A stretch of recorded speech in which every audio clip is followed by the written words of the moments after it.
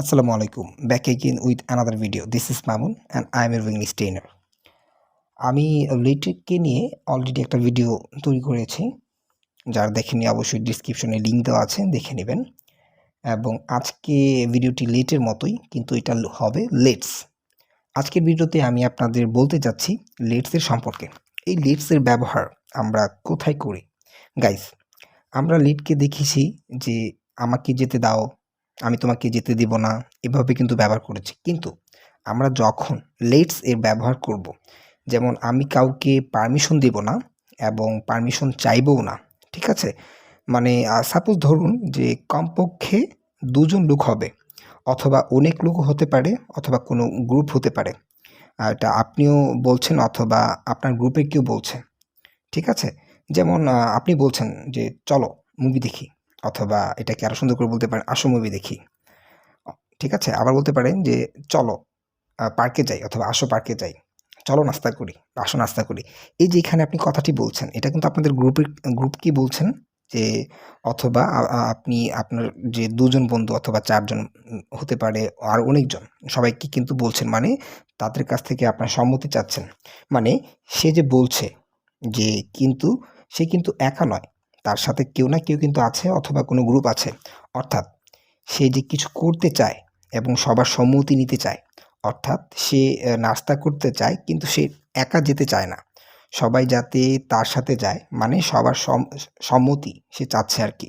Guys, যখন এই ধরনের আমরা সেন্টেন্সগুলো আসে, তখন ইংলিশে আমরা কিভাবে করব?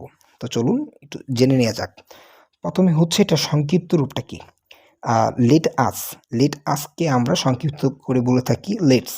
এটার স্ট্রাকচারটা জেনে নেওয়া যাক। ১ম হচ্ছে let's plus verb 1 plus object.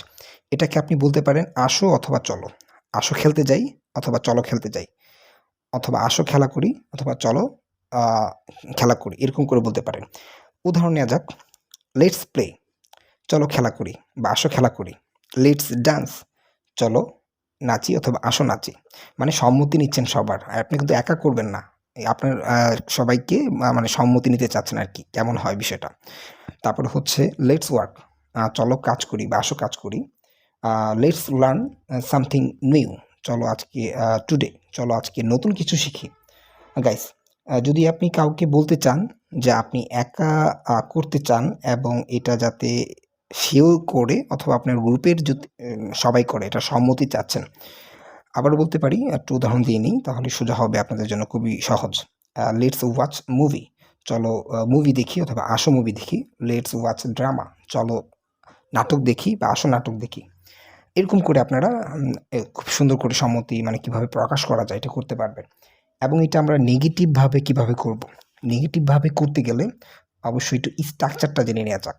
স্ট্রাকচারটা হচ্ছে সাবজেক্ট, দুঃখিত, স্ট্রাকচারটা হচ্ছে let's not plus verb 1 plus object. কিভাবে বলবো? কয়েকটা উদাহরণ নেওয়া যাক। ১ম হচ্ছে লেটস নট ডিসকাস নাও, চলো এখন আমরা আলোচনা না করি, বা আসো এখন আলোচনা না করি। লেটস নট ডিস্টার্ব দেম, মানে কেউ মানে কাজ করছে, তখন আমরা বলছি যে মানে বন্ধু-বান্ধবরা খুব কাজ করছে। তো আমরা চিন্তা করতেছি একটু দুষ্টামি করব তাদের সাথে। তখন কিন্তু আমরা বলতে পারি যে let's let's not disturb them, চলো তাদেরকে বিরক্ত না করি, অথবা আসো তাদেরকে বিরক্ত না করি।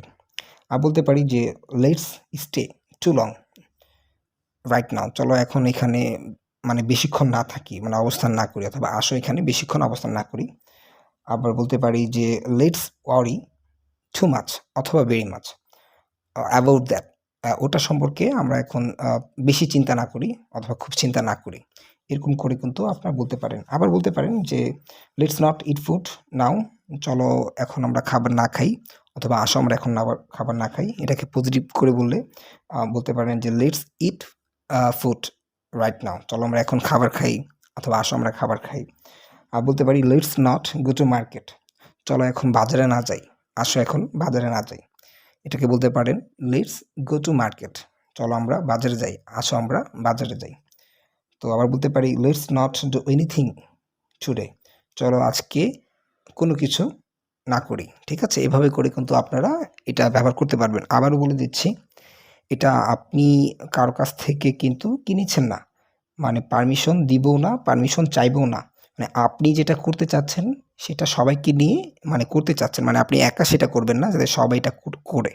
তো এরকমভাবে আমরা এটা করি। তো লেটস সে এটা হচ্ছে পার্ট 2। তো আমি পার্ট 3 টা নিয়ে আসবো যে কিভাবে টেন্সের মাধ্যমে আমরা লেটকে ব্যবহার করব। তো আশা করছি আপনারা প্র্যাকটিস করেছেন এবং আমাকে অবশ্যই কমেন্ট করে জানাবেন। তাহলে আমি খুবই উপকৃত হব এবং অনুপ্রেরণা পাবো। So no more late and have fun. আসসালামু আলাইকুম।